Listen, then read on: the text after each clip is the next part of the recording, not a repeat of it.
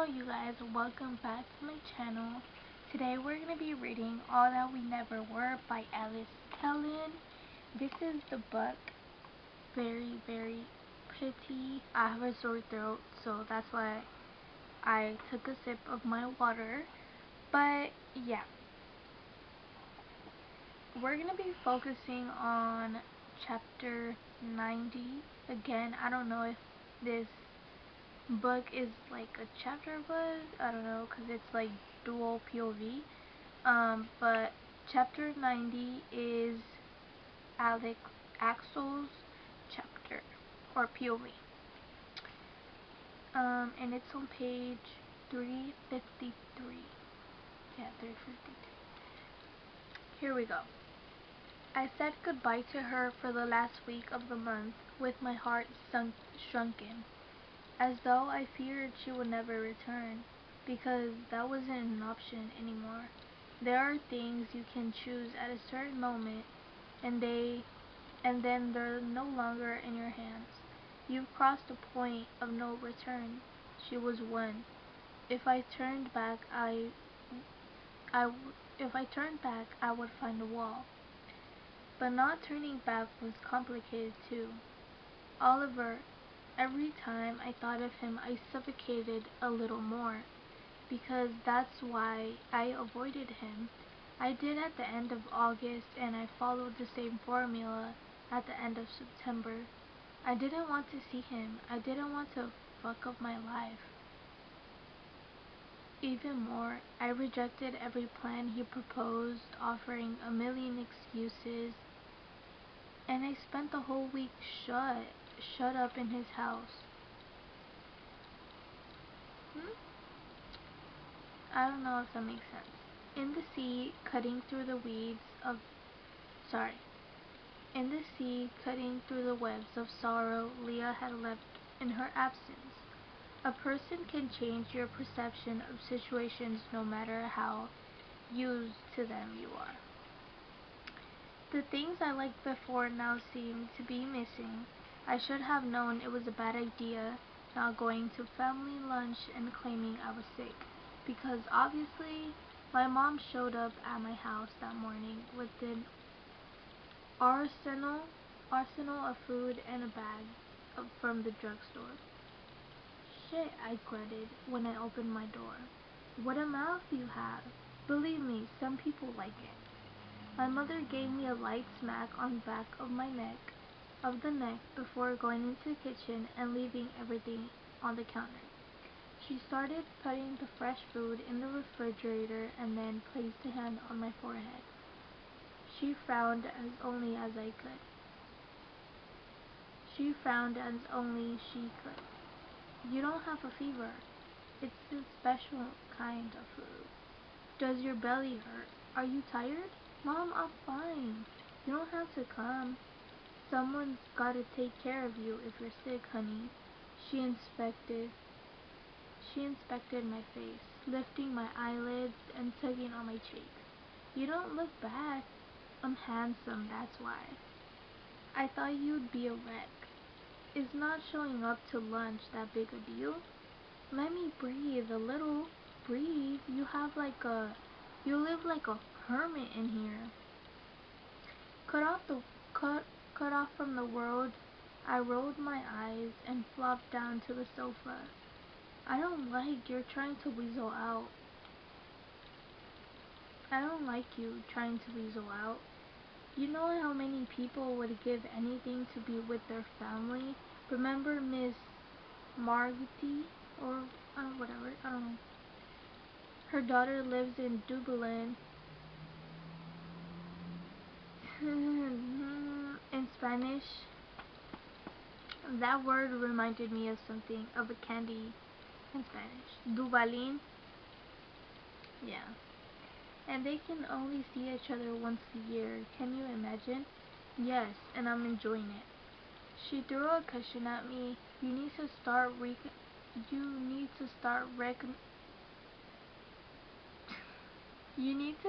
reconsidering.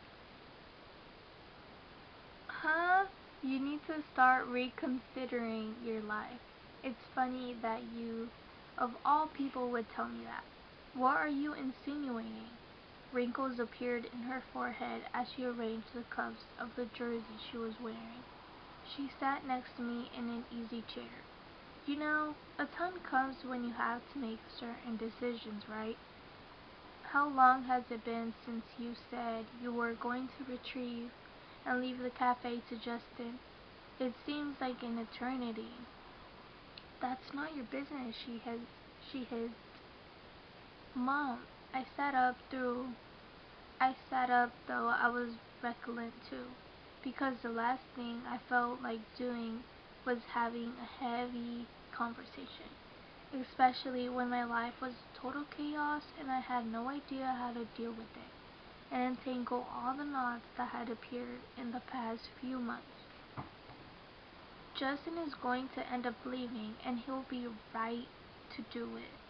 You promised him he would run the business, that he could do it with it as he saw fit. And you're not keeping your word. What's the problem? You should be ready to stop working and enjoy your life with Dad. My mother's lower lip twitched. It's not that easy, Axel. Explain it to me then. Tell me. She cracked. She looked at me with tears in her eyes and breathed in deep. Everything was supposed to be different. We were supposed to retire. Leah would go to the university that year, and we and the Jonases were going to travel all over the world, carefree, knowing you all were living your lives, and then it happened, and nothing will ever be the same. People are like that. We make plans, we have dreams, notions, goals. We focus on making them a reality without asking ourselves what will happen if they don't. I decided years back I wanted to devote myself to painting, and I never envisioned any other form of life until I was deep in the black hole. It's easier to ignore the negatives and go straight for what we want. The problem is that the problem is then it's harder to accept the blow. I stretched out a hand toward my mother. I understand, and I know how you feel, but you just can't stay anchored there, Mom. It's hard, but life goes on. But it's not the same. You're young, Axel. You see things in a different way. What do I have left? Rose and I used to fantasize about spending the afternoons cooking and drinking wine and chatting in the backyard. But now the cafe is the only thing I have left. Being at home is unbearable. I need to stay busy to keep myself from thinking. I'm going to get dressed, I said, getting up. Thank you, honey, Mom said, smiling amid tears. So an hour later, I was at my parents' house, sitting in front of Oliver and beside Leah at the table, surrounded by food, voices, and laughter. Though all I could think about was how fucking good she smelled. How I wanted to bend down and give her a kiss, like Emily and Justin did. About how the only thing that kept me from grabbing her, dragging her off to the bathroom, and stripping her naked was my last shred of common sense. Let me drink some water, because I feel like I'm about to give up. My lips feel so dry. It's crazy.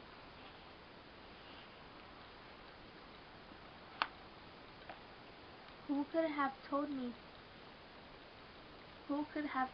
things would end up like this? I felt a jab of desire when I felt her leg brush under the table. She looked at me when she noticed I tensed up. and I got up and I got lost in the and I got lost in those charcoal eyes and I got lost in those turquoise turquoise and I got lost in those turquoise eyes.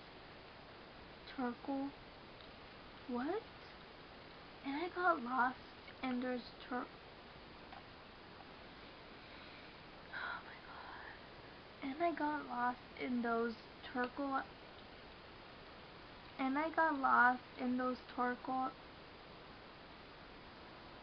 oh my god. I feel so dumb. And I got lost in those turquoise eyes for a second, finding myself in them. I'll be right back. I'm going to grab a smoke. I got up suddenly. Wait, I'll come with you, Oliver said, following behind. I leaned on the concrete barrier with a few plants climbing it and lit my cigarette before passing him one. The street was calm. The midday sun was reflected in the windshields of the cars parked out in front. I took a long drag. Everything good in Sydney? Every word was a struggle to pronounce. Better than here, I'd say. What's up lately? I shrugged. I wanted to run away. Weird times, I managed to say. It'll pass. Excuse me. I hope so, but it sucks to come here for a week and not see you, damn it. You're not all fucked up about painting again, are you? Hey, Axel, look at me. I shook my head and expelled smoke. I felt so guilty. Remember what you said to me a few months ago about the chick of yours, Becca? How sometimes you aren't looking for something, but it just appears. I rubbed my chin and stubbled out my cigarette. Forget it, it's nothing. Fuck that. Tell me, I'm listening. I looked at the hand he had just rested on my shoulder and felt the ground give way beneath my feet. I could have just out and said it. Get it over with. I knew Oliver. I knew how he reacted during conflicts, but none that we'd experienced had ever been, hey, I'm fucking your little sister, cool? And uncertainty and cowardice mingled in my stomach. But I did take one step forward and backward.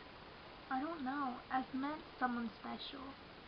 In theory, I've known her for 19 years since she was born, but I didn't specify that. I analyzed Oliver's incredulous expression. You? Shit, I mean, cool. I don't know what to tell you. The only advice I can give is take it slowly and don't push too hard the first few months because that's something you do. Shit, don't look at me like that. For the first time in ages, I wanted to punch my best friend. You know exactly what I'm talking about. You get excited and then you get bored. You get bored of your own dreams, Axel. That's not completely true. I sounded cold, strange. Oliver looked at me and shook his head. He threw his cigarette on the ground, stepped forward, and hugged me. Fucking Oliver. A part of me wanted to be angry with him because it would be easy. It would be easier. I was trying to make things better, not worse. I'm sorry, I've been gone these months, man, but I don't know. Call me if you need something or want to talk. He pulled away and looked at me, not like a friend, but like a brother. Come on, let's go inside before your mom comes out and pokes us with the first thing she gets her hands on. I smiled and followed him inside. That was the end of the chapter. Now we're going to move on to October, which is spring. The first chapter is going to be Leah's point of view, and it's going to be Oh my god. I don't know what page it is. It doesn't say. Anyways. Yeah, that was the end of the chapter. So hopefully you guys liked that, and yeah, hopefully you guys comment, subscribe, share if you liked the video. If you didn't, well, don't do it. But yeah, thank you guys so much for watching. I'll see you next time. Bye guys.